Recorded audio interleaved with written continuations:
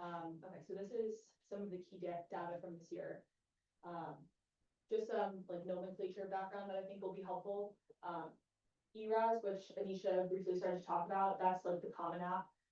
Everybody who is applying into residency will create their application with ERAS, but your rank list and like all communications about the match after that point are done through the NRMP, which is an entirely separate like website that you have to register for. So this data is specifically from the NRMP. There were a total of 216 programs that participated in the match this year. This was two less from 2024, excuse me. There were 929 positions open. They all went filled. And about 78% of those positions were filled by USMT seniors, with the remaining 20% split between DOs and international medical students. This is not the match rate. So this is a mix of both data from ERAS and the NRMP. The number of ERAS applicants for orthopedics, or who initially registered with the intention of applying into orthopedics, was 1,828. You can see from the last 2 years, it's increased pretty much, steadily, but MDs still make up the largest percentage of people who are registering to apply to orthopedics on ERAS and with the NRMP, which we'll see in a second. The average applicant submitted 46-ish applications, which have decreased from the last 2 years, and that makes sense from the slide that Anisha shared. Signals were implemented in 2023, so since then we've seen steady declines in the number of applications people are submitting, with 30 signals kind of being the number most people fall around. The average number of applications each program received was about 421. Which is crazy, and as we've seen, that's also decreased the last couple of years with signaling. And then the number of NRMT participants, so the people who actually went on to submit a rank list in which they claimed an orthopedic surgery program, was 1,590. And similar to that first box, although on the left, that's also increased the last couple of years. Okay, so these are the match rates. You can kind of ignore the ERAS docs, because like I said, not everybody in that denominator actually went on to apply for orthopedics at the end. So the NRMP is probably, and our data is probably the best to look at. So the match rate for the NRMP this year was about 58%. It's less since the last 2 years, but not quite as bad as it was. I'm sorry, the COVID year. The post-COVID year was about the same. For Robert Wood Johnson, for our cohort, our match rate was 61%. Unfortunately, that decreased from the last 2 years, but improved slightly from that post-COVID year, which was a tough year all around. So we're going to present some of the data that we collected shortly, but a few disclaimers. We decided to send the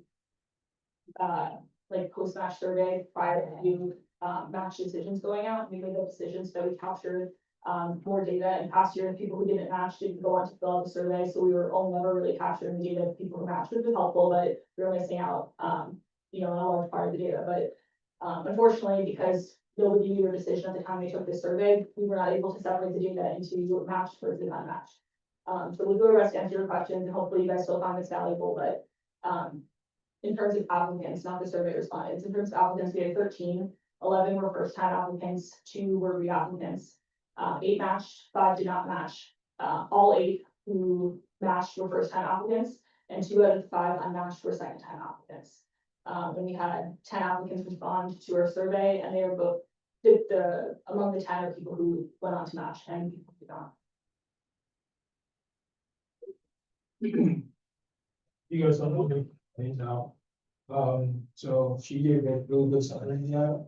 This is in terms of numbers. So everyone passed step on their first time. This changed from the scoring that it used to have 2 years ago, or 2 years ago.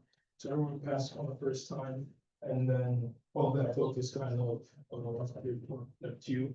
And the average score for step 2 is 251, but that ranged from 232 to 264.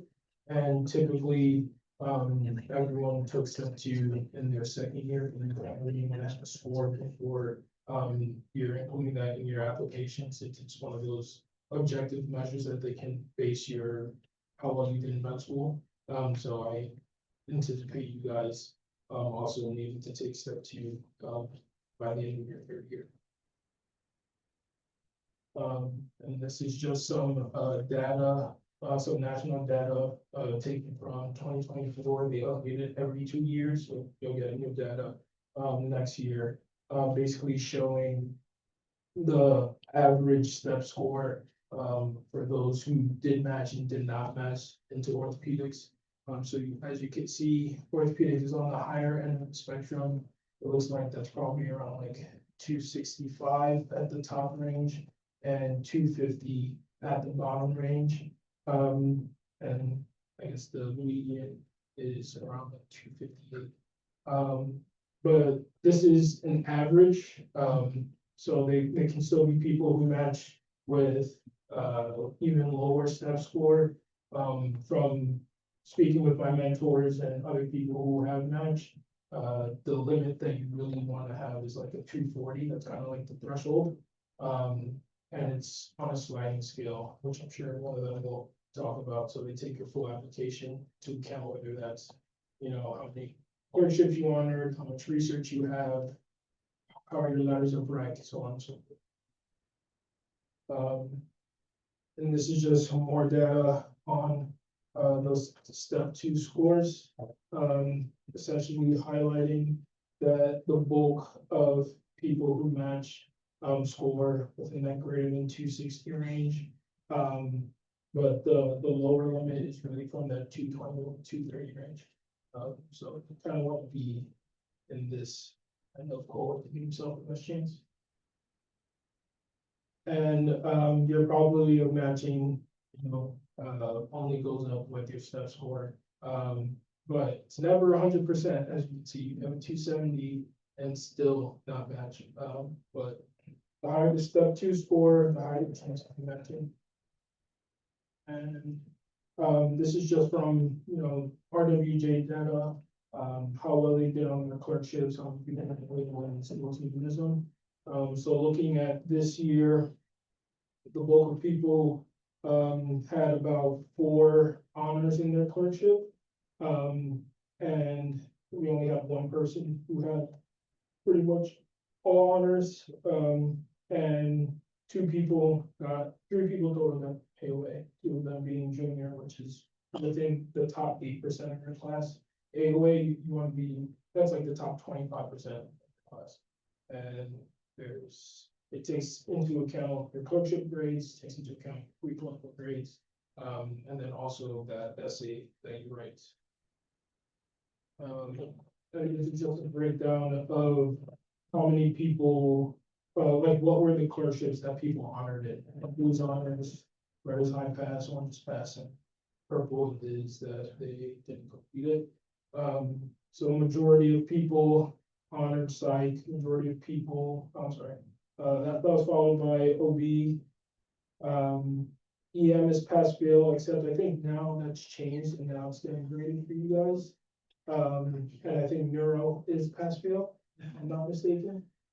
So I'm curious to see how that changes.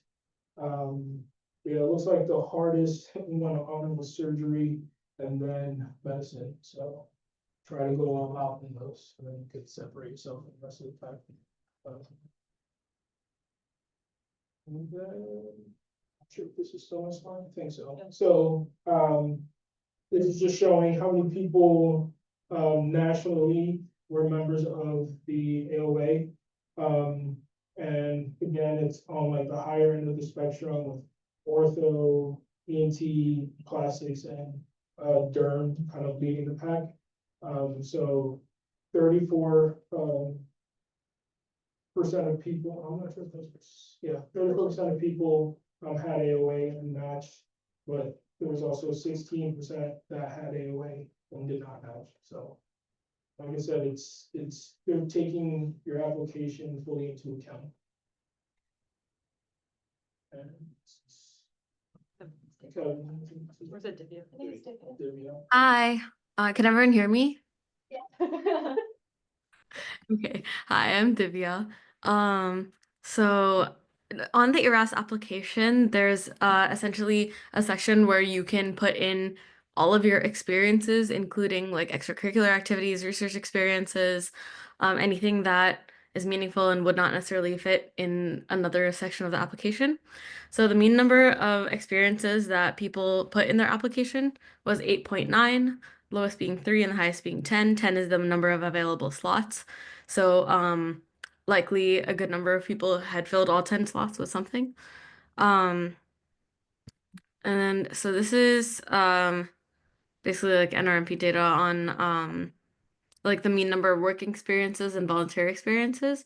So the mean number of work experiences was 2.5 for matched and 2.4 for unmatched applicants, so pretty much the same, with the same number of volunteer experiences as well between matched and unmatched applicants.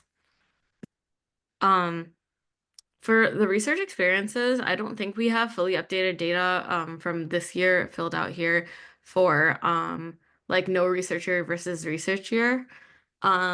But generally the kind of expectation is that people who do a research year will have a higher number of published manuscripts as well as poster and podium presentations. For overall data, we had an average of 7.8 published research items, 4.1 in progress research items, 6.7 posters, and 2.7 podium presentations per applicant from our pool. So this is more like NRMP data on the mean numbers of total abstracts, presentations, and pubs by USMD seniors. For orthopedic surgery, you can see it's like a relatively higher number.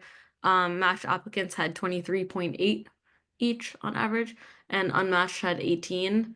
I know it seems really high, but typically one project will yield between like maybe 4 to 6 like products between abstracts, presentations, publications, etc. And then I think there's somebody else's slide. I'll get ahead in that. So a little bit more about numbers. We're gonna talk about weight rotations and metal ranks comparing the prior 2 years. In terms of weight rotations, average was about 4. 3 being the least, and 6 being the most. So you range again. We can talk about in terms of like, what's like the sweet spot, or like if we do more rotations, the chances of you matching there, things like that. And then in terms of the recs from our faculty at Harvard Johnson, average was about 2 letter recommendation from faculty there.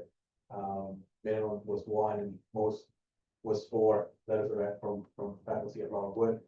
And then for individuals who also received letters of rec, average was 2.1 from non-Robert Wood faculty, so that being maybe from your away rotation. For example, myself, I was able to get a letter of rec from one of my away rotations, 1 being the minimum and 3 being the most that a person was able to get in their letters of rec from non-Robert Wood faculty. And then again, in terms of the application process, this year we did have someone who will apply compared to last year in 2024. And then the mean number of applications, like I mentioned before, the numbers are decreasing in terms of the number of applications you're going to be applying to. Average was of 43.6. And you'll see that in one of the numbers here, that the amount of offers, the interview offers we received from programs you did not rank was very, very, very low. So the incentive of trying to apply to programs outside of that rank of the signaling is not very intuitive to do. So that would be that. And then the amount of interview offers that we received for our cohort was about 10. So someone received 5, and someone received 15 from that range, but some average was about 10. And then the interviews attended. So sometimes the interviews, they can stack on the same day, unfortunately. It's just how it is. Some programs will place the interviews on the same days, and sometimes you're gonna have to choose which places to interview at. And so you may have like 15 interviews, but you can only attend 10, just because maybe 5 of those interviews just sit on that same day with another interview. So it's unfortunate that you have to sometimes choose between programs to attend which interview. And then in terms of how many ranks on your rank list, The average was 9 programs, 5 minimum and 14 being the most on someone's rank list. And then again, the amount of interview offers from programs not signaled was 0.3, so basically nothing. From, so again, applying after the 30 that you signaled, the likelihood that you'll get an interview from that program outside of the 30 is very, very unlikely. So again, this is just a graph showing you the amount of ranks on your rank list. The more programs you rank, the probability of matching is higher. Again, just like in that video that we showed you earlier, if you just rank small amount of programs, then you just decrease your chances of matching somewhere. And if that program itself doesn't rank you as well, and so you want to also just keep in mind in terms of interviews that you receive and the programs that you rank on the rank list. The more programs you're able to rank, the probabilities of matching are higher. And then just in hindsight, basically just a summary of everything that we've showed you in terms of like what we think is strong and what is important in your application. And we really think that the people that the people that you contact and that get to meet you and get to know you throughout your years here at Wood, or the people that you meet outside of our Wood and develop that relationship. We think that it's very important, ultimately the most important thing. So someone can be able to give a call for you and be able to help you that way. And you think, most of us think clinical grades are important.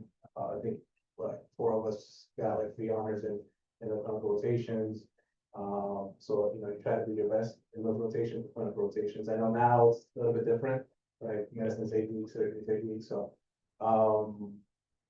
we'll see again how that works. But again, we do want to do the best and best foot forward. Step scores also matter. Not really like step 1, you have to pass. Hopefully you want to make sure you pass on that first try.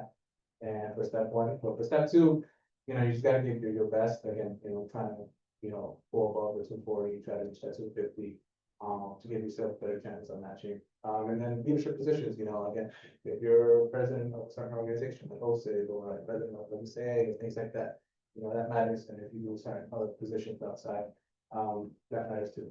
Because we're in positions, we're also we're also leaders in our fields. In terms of research experiences, that varies.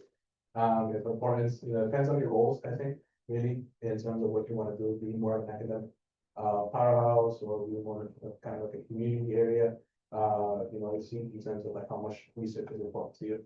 And again, me and myself, I like to volunteer. I think it's important, it's nice. But it's just something that you can also put in your application, in terms of like how important it is to you.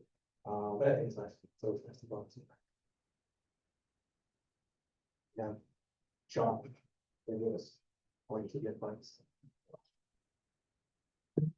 Hi, I'm John. Okay, so these slides are MS4 advice, and we'll probably be able to kind of give you more pointed advice with the Q&A coming after this. So resources, this is really relevant for anyone that's arising on board about runaways right now. We've listed a few of the common resources that we all probably collectively use while prepping for cases and just reading in our free time. If I had to kind of say one thing that's on the slide, as a medical student, your only responsibility is anatomy. If you know your anatomy cold, you are prepared for your case. They don't care, that anterior versus posterior approach has higher revision rates. They don't care if you know all the research. If you know your anatomy, you are most likely going to be good. So always kind of focus on just really knowing your anatomy before any case, because if you know that, that'll be your guide to really knowing step by step what's going on. Hoppenfeld separately is just helpful for whatever exposure they happen to be doing in a given case. If you're not sure as to what exposure they might do for a given procedure, always ask.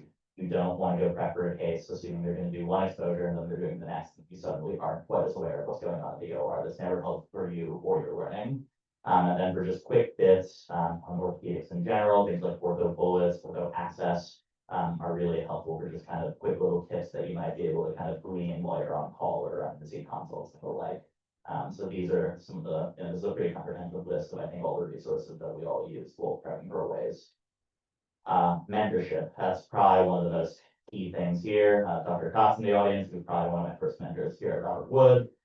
Dr. Monica was great, Dr. McPartland, you have an excellent department here with lots of people that are really invested in your success. And I think that's what makes a good mentor, someone that really is willing to put your needs before theirs at a lot of different times, because at the end of the day, people are people, they have families, they have lives, but they all want to see us succeed. And, you know, you want to have mentors, not only from your home institution, but on away rotations, from your research years, from research you might do it in other institutions, you know, independently. So there's lots of different ways you can kind of glean these mentors. Obviously, relationships are going to vary. Sometimes someone you do research with remotely might not necessarily know you as well as someone that you've been working with and shadowing for 4 years.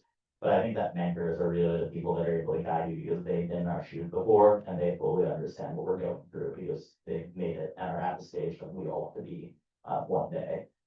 As said on the bottom of the slide, they can be great resources, they can be great advocates, and oftentimes things like phone calls, emails, or letters written to PDs and chairs can be that difference between you and an applicant that might look identical on paper and have had potentially a strong rotation as you when you rotated. And so you really want to make sure that you have everyone in your corner when it comes to residency applications, because in today's day and age, I feel it's truly, you know, important to have everything in your pocket.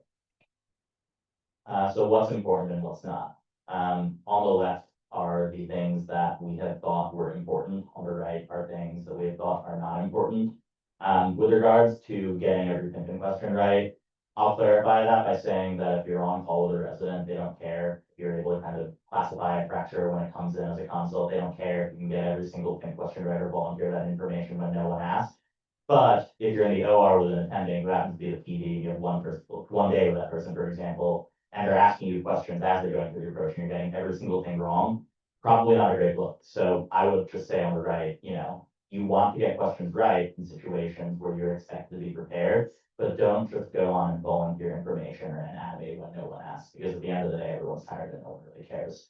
I'd say the thing on the left is really kind of what's most instrumental for a lot of people. Fit is crucial. You could have dreamed of going to this one program since you're in M1, and then you rotate there and suddenly feel, oh, this isn't really what I thought it was. And that's important too, because at the end of the day, we have as much choice as they do in choosing where we want to go, because as you saw in the video, a lot of us are often favored by the way the algorithm works. So make sure that you're not underestimating fit. I know it's easier for us to say now that we've kind of successfully made it to the other side, but you want to be happy because 5 years of training is a really long time, and orthopedic residency, from what I understand, is not easy at all. So I think that you really want to make sure that you're in a position where the culture is something that you really vibe with. Team player, easy to work with. When you're a sub-I on a visiting rotation, remember your whole job is to more or less impress people when you're there for 4 weeks. So don't go home at 12 p.m. because you have your friend's birthday party at 2 p.m. Like it's pretty simple. Every person on the team matters, regardless of whether or not you're a medical student. When you're a sub-I or a rotator, you're more or less trying to be an acting intern. So your whole job is to kind of say, okay, this is what I'm capable of. I have one means to show you. I'm going to show you. And you know, the old adage, as they say, kind of first one there, last to leave. If you can kind of successfully employ on every single day of every single one of your sub-Is, not only your home institution, but your way, like up your way rotations, I think that that can really say a lot. And that's not very easy to do, because at the end of the day, you're going to be not sleeping as much as you're used to. You're going to be working very, very hard. With that note, being on time, people often say that being on time for these is late, whereas being early is on time. So you're supposed to sign out at 5:45, get there at 5:15, 5:30. Don't cut there right at 5:45. You're going to come across the wrong way. Negative feedback with grace. We've all had that day where we're in the OR, things aren't going your way, you're getting things wrong. You might not necessarily set the room up right. You animate yourself when you're trying to treat a patient. You have to accept these things and just say, okay, I'm human. I'm going to make mistakes. Is it going to feel good? No, it's not. But I can't say that any one of us up here have had like a perfect, you know, 5 or 6 months or whatever. We've definitely all had bad days. And at the end of the day, one bad day is really not going to define your performance over the course of a month, consistent on every other month. Networking, building connections, I already talked a little bit about that. And then maintaining communication with residency and faculty, you're strongly considering. That's huge, because if you manage to create these relationships while you're there, not only with residents, but attendings you have to have worked with, that kind of demonstrates an interest if you're consistently keeping in touch with them after you finish your rotation, because it shows that you're really interested in being a part of that program. So this isn't comprehensive, but I'd say it covers the vast majority of what we want to talk to you about with regards to the important things. Letters of rec. I think this is pretty straightforward. There's a classic narrative letter that's submitted to ERAS and a standardized e-SLOR. some programs specify the E-score and others don't. I don't remember what all the other panelists did, but I think that I had all my writers do it in kind of both forms in case a given program needed one or the other. And they kind of said that here, like send all letter writers E-score. There's no way to track if they did it, but as long as your content's been organized, you can make sure that you have all the requirements that a given program might need. Goes without saying, the better and the longer someone has known you, the stronger the letter. Even if you do it in a way and you wow some big name and the way rotations you had, it's gonna be a great letter. It's probably not gonna be as good as the letter for someone that's been you for 4 or 5 years. That's not to say that those away rotation letters aren't valuable. I got letters from aways. A lot of people that are also on the panel also got letters from aways. But your earliest and strongest mentors are gonna be the ones being able to work with so consistently. Ask early, a lot of ways start accepting applications as early as February, as late as maybe April or May, but you want to be on top of these things and getting these things in order on time. Kind of like a prediction of how you're hopefully going to handle DRAS, which you're most likely going to have to complete while you're on a away rotation, which is not easy. So I definitely recommend getting started on all this stuff very early. Try to get at least one letter from every rotation. I don't know if that's necessary, especially if whoever with Julia, did you mean like away rotations when you wrote the slide or? Oh, It was- okay. Okay, yeah, I mean, again, so that's not always possible. I would say September is the last rotation where you can realistically get a letter. You can pick the submit your by the end of September. And if you're doing it away in September, by the time you're asking them for a letter, it's probably the end of your second or your third week. It's hard to kind of really do well in such a short period of time, but I wouldn't ask for a letter in October because it's just impossible at that point. So realistically, July to September is your window. Consider having a letter from a non-ortho surgeon. I did not, definitely not help. Like it definitely doesn't hurt to have one in case programs need it. Just because some programs don't require it. Application process, as I already said, never too early to start your personal statement, update your CV, bounce your personal statement off of friends, both in and outside of medicine. It's narrative. It doesn't necessarily need to be something that people in medicine only read. Lots of people in different industries can give you really unique takes, so I don't think that that's a bad idea to kind of have a lot of different people read it. Review application requirements of every program you apply to. You definitely should do that. You often have to kind of search the program and just type in X orthopedics residency and they have their application requirements listed on the website. But every program differs ever so slightly, so I'd just be comprehensive about that. Keep your description short and sweet. Concise as the name being there. Review your application thoroughly and just make sure that you're always having your mentors and your friends look over these. It's a pretty long application for those are mishaps there. Signals. 30 signals. There's some programs that don't have signals. I'm pretty sure that there's a list out there of the programs that don't participate in signaling. I'm sure that whoever the rising M4s are, that can be shared with them, just in case you want to add extra applications for a safety net if you're worried. But I will say in today's day and age, you are most likely not only to end up at a program that you signaled, but also likely to end up at a program you didn't away rotation at. So I wouldn't bank on programs that don't accept signals. However, I'm pretty sure that one of our panelists that isn't here tonight, or one of our match students match with a program that doesn't participate in signaling. So if you're interested in that, you can contact that individual. Variety of programs, depending on what your ultimate goal is with regards to residency, whether it's geographic location, academic structure, community structure, there's a lot of different, preferences people have for residency. Try and mix it up. Try not to signal all the same type of one program. Try not to be too geographically limited. I know everyone in the audience probably wants to say somewhere in the Northeast, most likely, but try and kind of mix that up just because of the nature of the game nowadays. And last kind of bullet point, if you're unsure of whether or not you should submit your home program or a program where you did in a way, ask. There was a lot of ambiguity about that last year. Like me, Alan, Julia, all were at places where it was kind of unsure if we needed the signal, if we did a rotation there. Luckily, the leadership at many of these programs are very transparent about that. My guess is that moving forward, you are most likely going to have to signal places regardless of whether or not you did in a way there, just based on the new core guidelines, I believe they are. But again, these things are subject to change, so ask each other about them.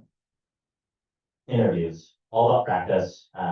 Something that I thought was very helpful, as I did for my personal statement, I interviewed with my friends that were in consulting and finance and medicine, so I got kind of 3 different, little perspectives from lots of different people. Interviews are pretty standardized. Tell me about yourself. Doesn't have to kind of say, oh, my name's John. I really like, hyponatremia. I really like femur fractures. Like you can talk about a lot of different things, and that's often not really a task. You don't need to relate everything to medicine. You don't need to relate everything to orthopedics. In fact, I'd recommend you don't, because everyone's going to have the same common interest in getting orthopedic residency. So something like tell me about yourself should be an elevator pitch, something that kind of tells them something unique about you. And it's more of a kind of way to open a conversation rather than necessarily kind of try and spill out your CV in 1 minute, if that makes any sense.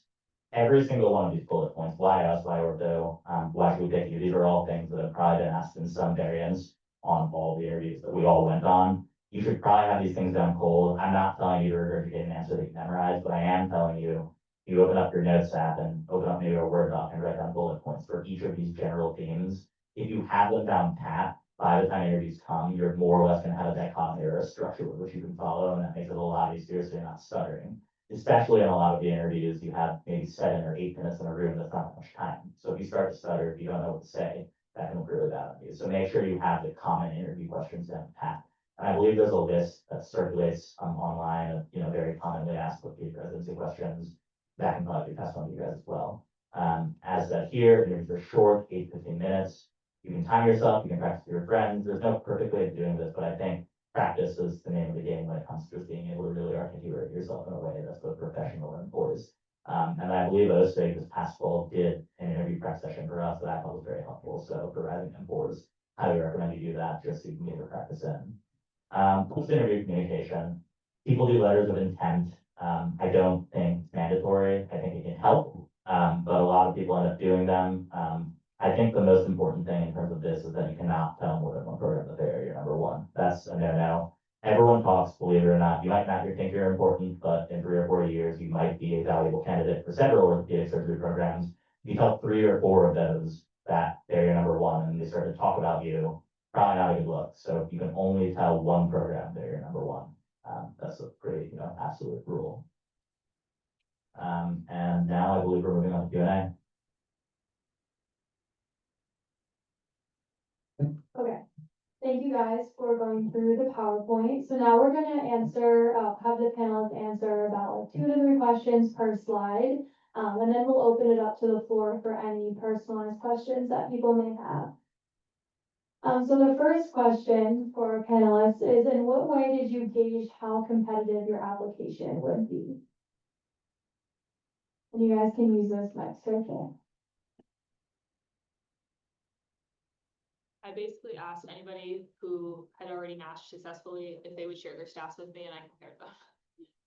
I know that doesn't work for everybody, but not having a step 1 score and waiting until we got a step 2 score, which was really late in the game, to have that be, to wait all that time and have that be the benchmark to or final decision maker if you're gonna have a competitive application, that was really tough for me. So I basically sat down with 3 people and asked them their numbers, showed them my numbers, and kind of saw where I fell.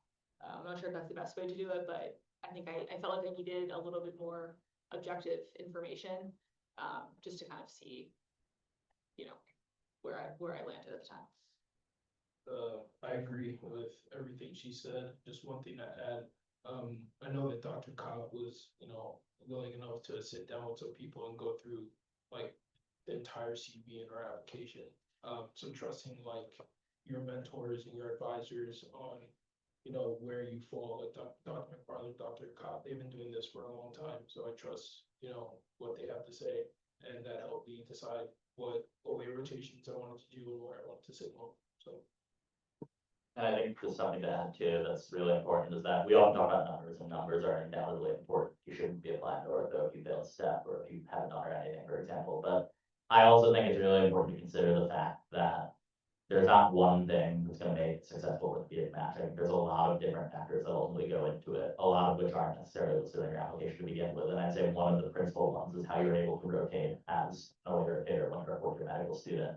So I think that while you should use numbers as a benchmark for kind of gauging yourself and using your number of experiences and research, publications and abstracts as a means of kind of giving you a benchmark, consider your leadership experiences, consider how you are a rotator, consider your letters. I think letters are also very key, and they're so quote unquote subjective that oftentimes you're not really sure how they're able to help you until you actually matched or until people bring them up in your interviews. So it's a really holistic process at the end of the day, and numbers are very important. Just consider everything as a whole, because at the end of the day, when every single orthopedic applicant is walking in with something like a 255 on average, you're most likely not gonna be able to secure an acceptance just based on the steps work.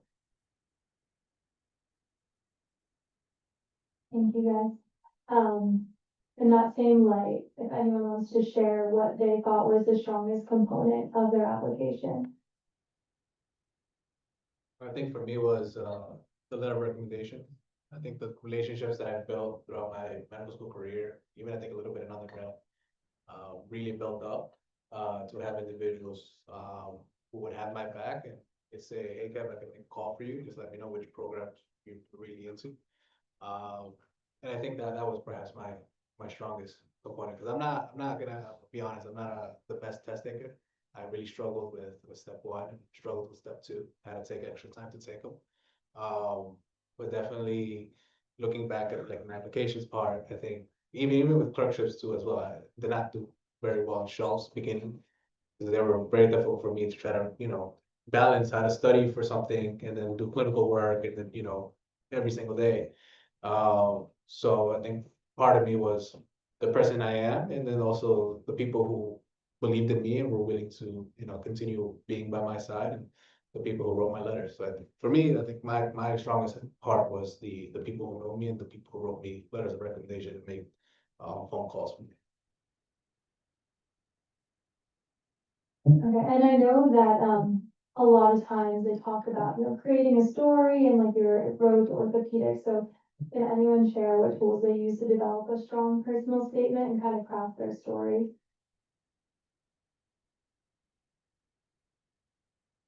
I think Ortho Mentor put out like a template on his Instagram last year, maybe the year before, and basically it was like a couple sets, started off with like a short anecdote that could be about anything, but like tie it into something in your personal statement at some point, but a personal anecdote. And then the next paragraph should be like, or not paragraph, the next couple sentences should briefly be like, what led you to medicine?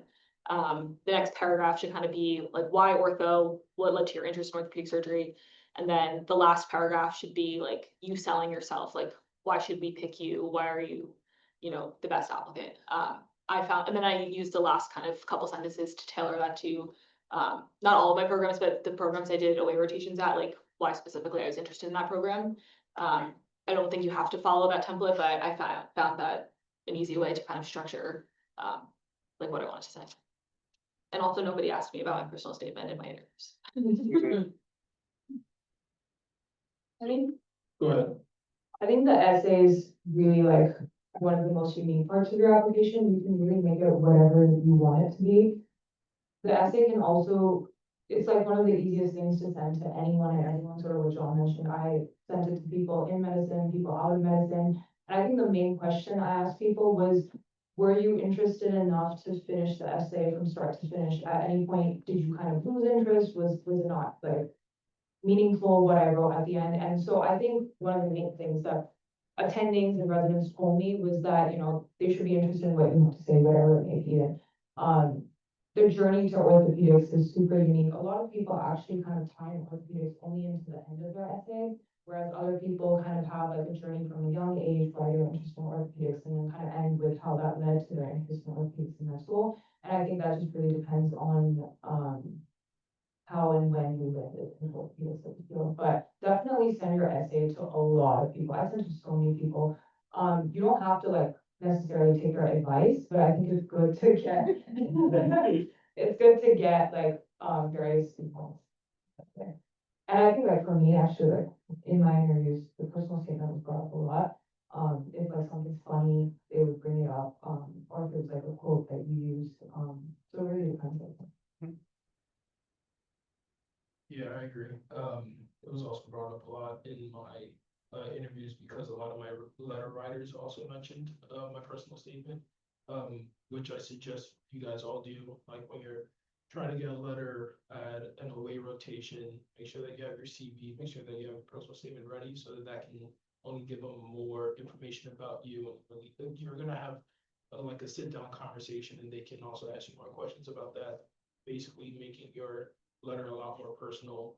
And mine was essentially a journey from, my first introduction into medicine and how I grew in undergrad Then I took some time in between undergrad and med school, so I talked about that as well as like med school and like how it led me to be where I am now.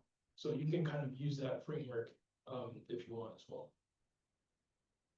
Thank you, guys. And then lastly, for this component, this is like the $1,000,000 question. How did you choose where to apply? Yeah, I think it's all based on, like I mentioned, goals. Like, what's your end goal, and what do you, vision yourself? Is it more like you want to be more in an academic area and more academic program? Is this research not really, matter to you? Maybe just finish what's the residency like requirement, that one project, and not really touch research, and then you're really more focused on doing cases. Those are the things that you might want to start thinking about, like which programs, focus more on that, and then also thinking about, a lot of us wanted to stay in the Northeast, right? Because we have family around the area, we have, or spouses or partners who are also working around the area, preferably want to stay that way, or you maybe want to go back to, California or whatnot, because your family's there, and, you have, relationships there. So all those components matter to you. So when you're looking at programs, I think, you should start looking at all those things, and then you'll see, okay, geographically, this is where I think I would like to go. Considering everything that that's fits within my goals. I want to be more academic, so I'm going to be looking for more academic programs. So if, I want to be more case heavy, I just want to go in, do my cases, get the experience and stuff like that. Maybe not really do research, then maybe start thinking about like, with the community programs, or like, just lower tier, like academic programs that fit your desire and your like, what you envision moving forward when you become an attending. I think another thing to think about, or at least what I did, is figure out where your connections are, where your network is. Because those are gonna be the ones that are gonna be looking out for you while you're on rotation, and then they can also go to bat for you. So like at Columbia, we had 2 Robert Wood students. Hence why me, Julia, and John all rotated at Columbia as well. But in addition to, the great program, it's also in the Northeast, it's close by. And then you also want to think about applying broadly as well. So I was probably the only one that rotated in Chicago. And I only rotated in Chicago because I met a chief resident at a conference, and we gelled like really well. And he was like, you should come out, like, I know you're gonna like this place because we're so similar and you're gonna do well. I looked at where the residents match for fellowship, because I know that I'm gonna be pursuing a fellowship. And that's something that you want to think about. Are they matching at like these top programs where they're gonna get great training, and then also become excellent orthopedic surgeon? That's something you want to think about as well. And where like your letter writers have connections, right? So if I, knew this one doc for the past like 7 years, and he's like very, well cemented into the field, and he has other like friends and attendings at some of these other programs. One of them being Columbia, because he trained 2 people at Columbia. So I was like, okay, let me get in good with them. We already have something in common, and they can speak, on my behalf. So those are some of the things that I used when I was thinking about where I wanted to do my ways and stuff. On like a slightly separate but similar note, I think it's also really important to consider, especially for the M1s in the room, that when I was asking one of my mentors, my research here, who's this pretty, established spine surgeon, where should I do my waves, like where should I do my signals, the first thing he said to me was like, look, John, like every single training program in the United States is excellent and gives you exactly what you need to be a competent and, in fact, far beyond competent orthopedic surgeon. It's up to you to kind of go in as an intern and be hungry and take advantage of every single thing that you're given at any given training program. So I think it's really important to consider that, like, yeah, like there's big name programs, there's big name hospitals, and there's lots of different places you can do your training, and there's lots of different places you can, have all these resources. But at the end of the day, there's excellent surgeons from these big name programs, and there's also excellent surgeons from programs you might not have heard of.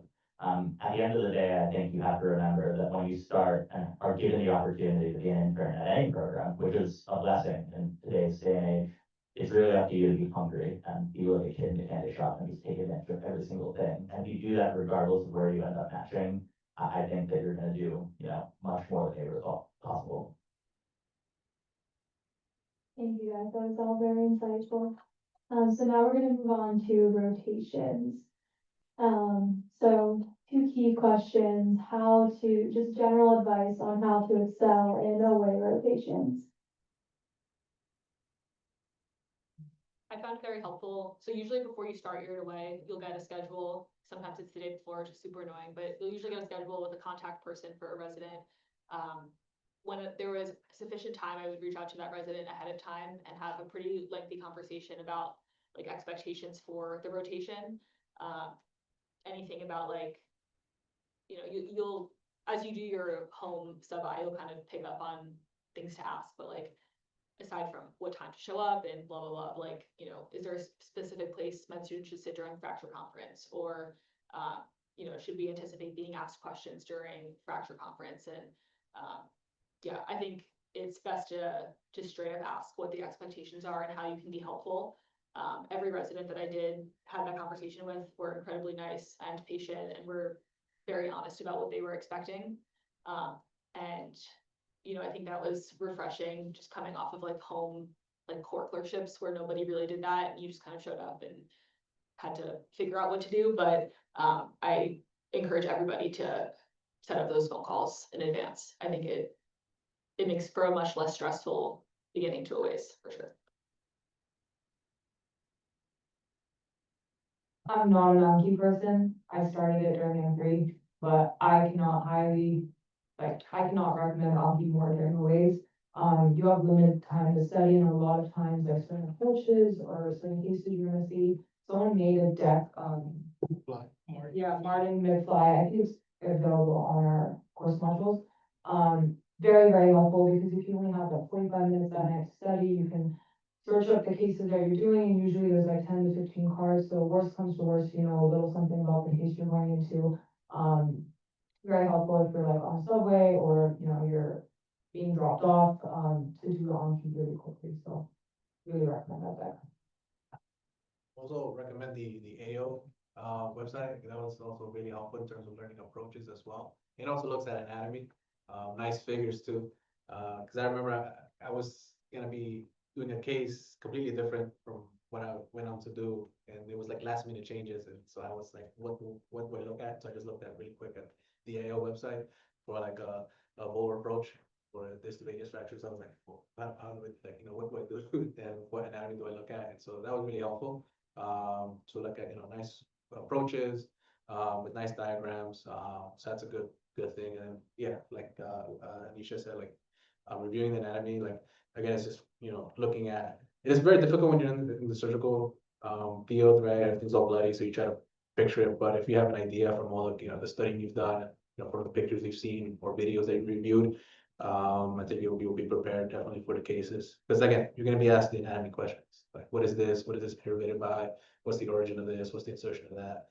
You know what I mean? Like, what am I going to do next? What's like the first layer that we're going to go through? And you're going to like, and then you're going to, answer all of the anatomy questions. So definitely that. Pocket pimp, I think, was really helpful. Pocket pimp was like, I just had it everywhere in my scrubs. I always had it in the back of the pocket, real quick, look at the specific answers, short answers. And they were very accurate. And then, so I used that in between cases if I had time, and looked at, what could be asked for that particular case. So those were very useful resources in between cases, before cases, to review anatomy approaches, maybe even sometimes classifications too, if that was ever asked. But honestly, like that was never being asked. It was mostly just anatomy. One thing to also think about when you're preparing for cases is like, what's bad that can happen, or like what are some structures that you want to avoid? Because I remember specifically there was one time I couldn't see anything, right? I'm on the opposite side of the table, they're doing a hip replacement on the other side. But you're still, once you prepare, like you should have a general idea of what the steps are. And then when you're in the OR, you're also trying to anticipate like their need, like do they need forceps right now? Do they need the bovie? And I got asked, he had burning forceps, and he, like obviously I anticipated giving like the bovie, but then he asked me like, what am I bovieing? Like, and it was, they were trying to ligate the artery in that field. And I couldn't see anything, so you don't have that to base off of, so you kind of have to like try to think through, okay, like I just gave them this, like why are they doing that? what are they trying to avoid, that sort of thing. And then, I think the original question is like, what people did to excel in these ways, right? And Jomar, love that guy. He broke it down very simply to me, that you have to follow like the 3 A's, right? You have to be available. So like what we already said, like you want to be first one in, last one to leave.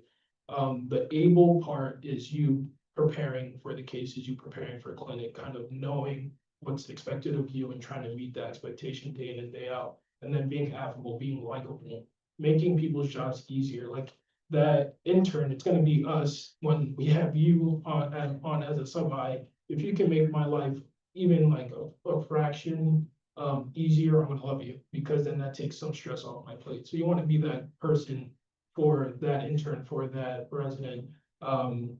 And it doesn't go unnoticed, right? We're gonna see that you guys are working hard. They saw that we were working hard. So then they're able to go to bat for us, come interviews when they have a say on who they want, to join the next class. I'm gonna give like a kind of case example to break it down pretty simply, and this is really helpful for not only like M3s, but M4 about going ways. So anticipation, as Al said, I think is one of the biggest things, and I think truly outside of the OR, one of your ways to shine as a way rotator is being on call with a 2, who's often gonna get slammed in the middle of the night. So say a disoriented fracture comes in. There's 3 types of away rotators, and I feel how they would assess the type of situation.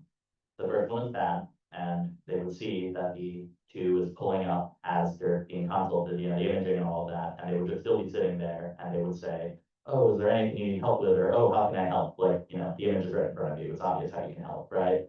Then there's a second type of away rotator, and they're the person that recognizes the fracture, but they're a little shaky, and they say, oh, I think we should put this patient into, some kind of splint, like, what do you want me to grab from the supply room, right? And that's good, it shows you're paying attention, it shows you're interested.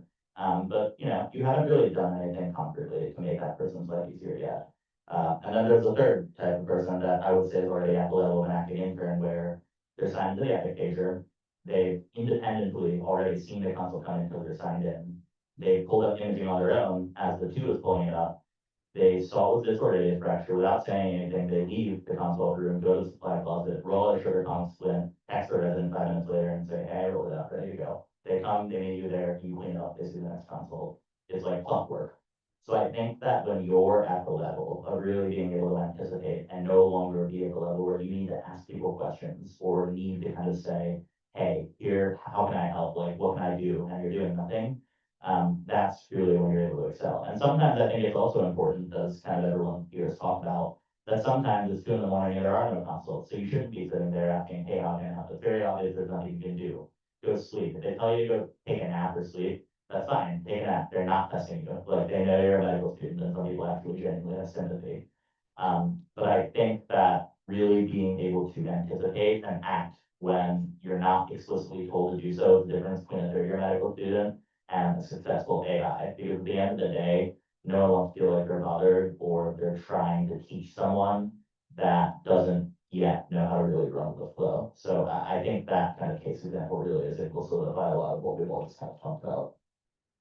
I think, I was gonna say, I think a big part of being able to anticipate like what's gonna happen next, a lot of that is just repetition and experience, but it's paying attention to everything that's happening around you all the time.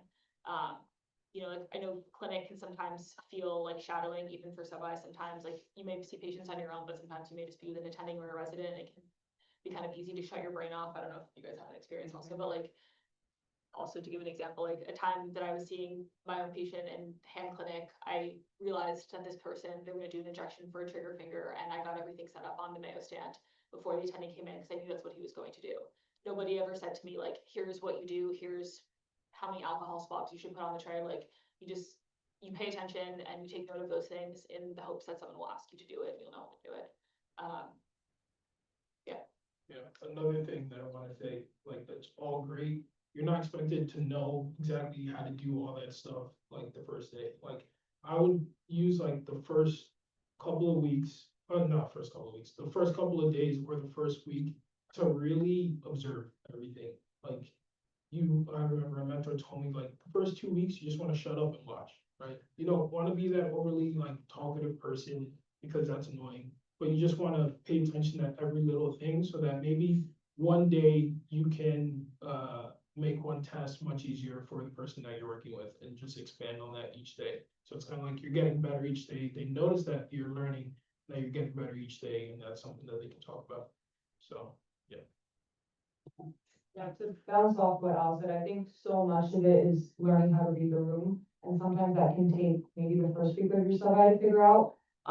Because like in contrast, not every attending wants you to set things up because they are very specific with how they set it up and you never know that. So, you know, when you do something, you might be adding more work for them. So definitely try to observe the attending and resident first before you do it. And then I think it's also very program dependent. Some programs you won't get access to their Epic or whatever imaging system they use, so there's no way that you can pull up the imaging and kind of like figure out in advance where things are. Sometimes you don't have access to the supply room, you don't have the code, only they can imagine. So definitely try to be helpful, but also don't get in the way in efforts of being helpful. So I think there's a very fine balance between that. And most of that will come from reading the room, reading the program. And I think we also said like talking to residents before you start the program, what their expectations are. Certain programs expect you to kind of fly on your own, other programs, you know, want you to go with the resident, so it totally depends. one last thing that I just thought of. But when John mentioned the pimping questions, like, you don't have to get everything right, but like, you should try your best to get most of them right. If you're asked a question like once, they're probably gonna ask you it again to see if you're actually paying attention, learning, and that you care. So try, like, if you don't get the question right the second time or whatever, like, you better not get it wrong the third time. Is kind of what I would say. And then just make sure that, you know, if they mention something that's cool, or if you see something, just go home and try your best to read at least a little bit on it, so that maybe that's something you could talk about, you know, the following day, and try to build that rapport. Thank you, guys. So I'll ask one more question in this slide, which I think a lot of people had a question about, which was which strategy did you use to decide, which programs you were doing OA rotations at? Oh, yeah, do that. No, we kind of, like, again, connections, what do you see, like, what prior, you know, Robert Wood, alumni went there, I think. Like Columbia had Robert Wood, alum, Montefiore had Robert Wood alum as well, so, you know, Divya, Nisha, Benji and I, we went to Montefiore, rotated there. So again, and I think also, if you wanna like explore certain areas as well, and again, geographically where you wanna go, and if you have connections there, I think that also it's really important. You have, you know, someone, a resident, you know, an attending that you know, and then, you know, you go to them, you work with them directly, you know, hopefully if you're in that service, and so I think, yeah, again, all those things play into part when you're trying to pick like in a way rotation. I Go to conferences. Please. No, I was just saying, go to conferences so that you can meet more people. Yeah, I think an important thing for me, aside from geography is the most important thing for me, but I think it may be hard to think about this when you're thinking of for applying to a ways, because it seems like it's, you know, I just want to end up somewhere, it doesn't matter where. I think you should really be introspective about the cities in which the programs are, and be real with yourself. If, you know, you have a day off, is that a place where you'd be happy, and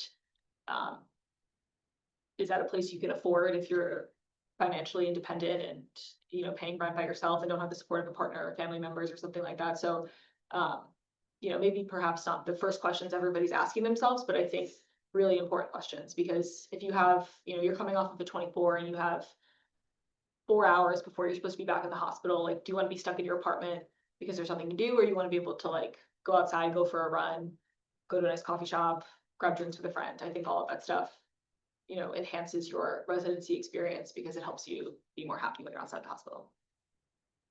Thank you, guys. Okay, next up, we'll talk about research. So how would you go about choosing for or against a research year for those who took one and those who did not? I mean, I'm the only one that did one here, so I can talk about my background before. I was pretty interested in an academic career to start. Once I decided on ortho, I knew that I wanted to be able to do research. I knew I wanted to be at like an institution that had the opportunity to kind of pursue a lot with regards to that. And I felt that doing a research year would really not only teach me what it meant to be dive deep into academic orthopedic surgery, but also be a good experience with regards to growing my network, meeting more people, getting to see what it was like in an institution. And luckily for me, my research here was very heavily clinical, getting a lot of clinical exposure as well. I think there's a lot of year-round programs that are available to people nowadays, and you should be very judicious in which ones you should choose to pursue versus not if you're interested in that route. But for me, it was something I kind of knew that I wanted to do kind of from day one when I said it. So.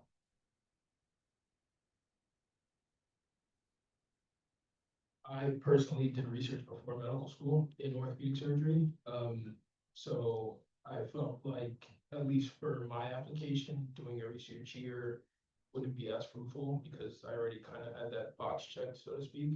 So I think it's something, I also asked my mentors whether or not if it was, worth it. And they came to the same conclusion that you don't need it anymore, so I decided not to.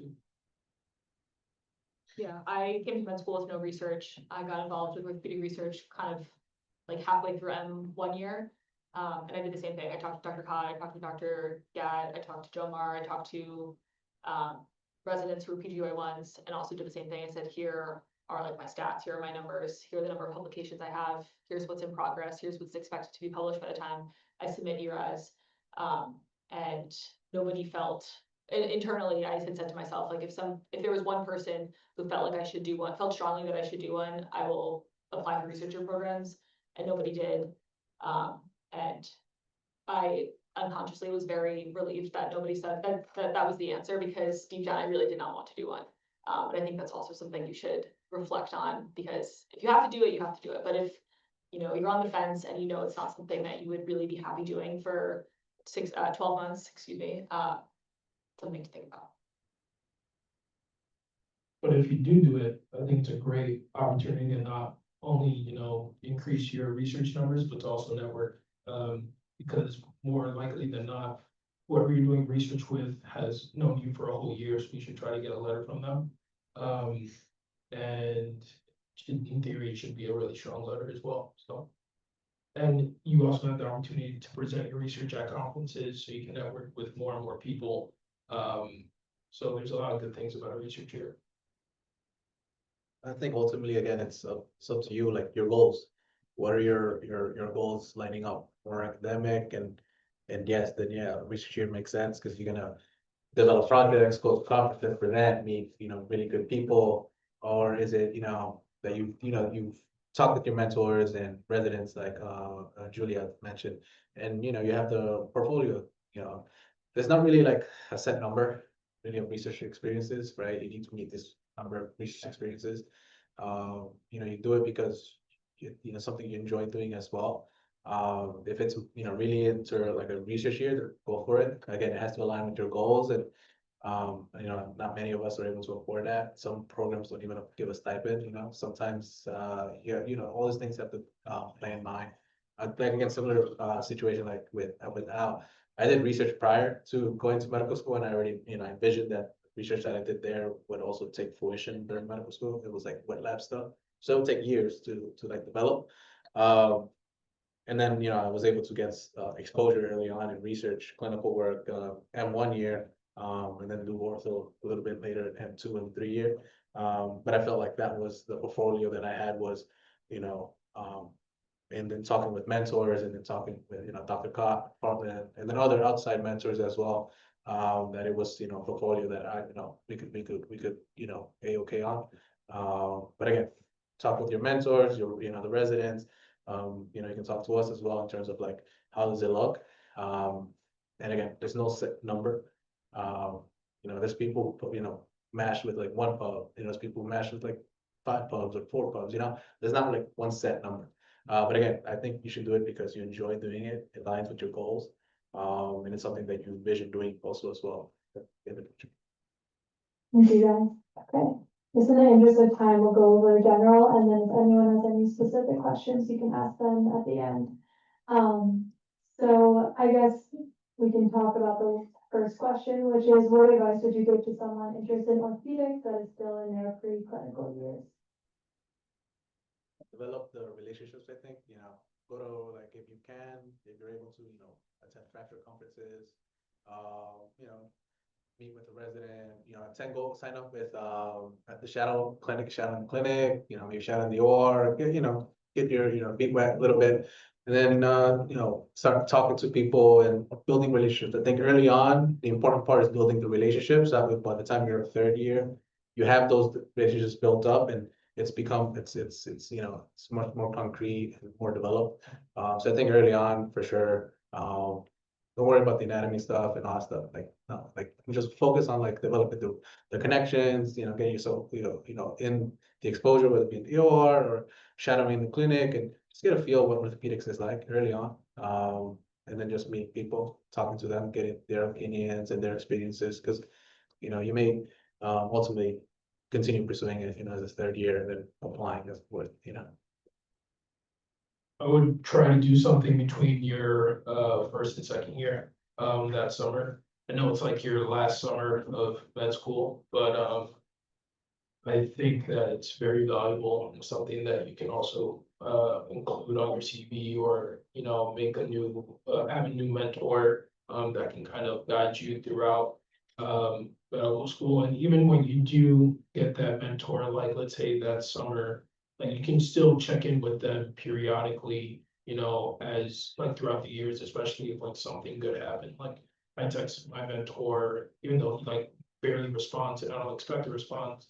Like I text him like any life updates and he'll like give me a thumbs up. Like, hey, cool, but those are the things that you kind of want to make sure that you're doing, so that by the time, let's say you're, a resident fourth year, it's like, hey, can I have this letter? And you never spoke with them, like, they're not gonna really, well, one, they can forgive you. Two, they're gonna be like, this wasn't really a two-way street, and that's what mentorship needs to be. It needs to be a two-way street. So I encourage you guys to do that. Try to be productive. I think a lot of students, like a few students will come into M1 year very committed to ortho, but the majority of people are pretty unsure about what they want to do. And the advice that I was given as an M1, which I really resonated with, was it's totally fine if you're not sure you want to do ortho even up till your M3 year, but always try to keep your foot in the door with ortho. What I mean by that is attend the lectures, try to get involved in research, go into the clinic and shadow. Because at the end of the day, worst comes to worst, you don't apply ortho and that will still be relevant for your application, but it's a lot harder to enter ortho as like in late M2, late M3, if you hadn't really kept your foot in the door, and that might be like some of the reasons people take research years, and might have to like bolster their application for ortho, because as everyone knows, ortho is a very competitive field, so, for any M1 listening, even if you're like 10% interested in ortho, my advice is just to be involved. Yeah, I think advice that's applicable to any specialty is find something, like have a leadership position, a project, something you're involved in that you're really passionate about, and something that ideally you can do for more than just a year. I think it's important, especially during on your application, but mostly during interviews. I think everyone's gotten asked like, what are you most proud of, or tell me something like that you did that you're really excited about, or like some iteration of that question. And I think it's very obvious when you were genuinely excited and interested in the things that you're talking about versus something that you just kind of like, your name got tacked onto it. It doesn't have to be a research project, but I think it's important to kind of seek out opportunities where there is an opportunity for like longevity with a leadership position or with a project. And it's great if it's something that you're really passionate about, but like I said, I think the important thing is having something to kind of, talk about, is something that like you own and that you do, and it, is a reflection of you. It's really important.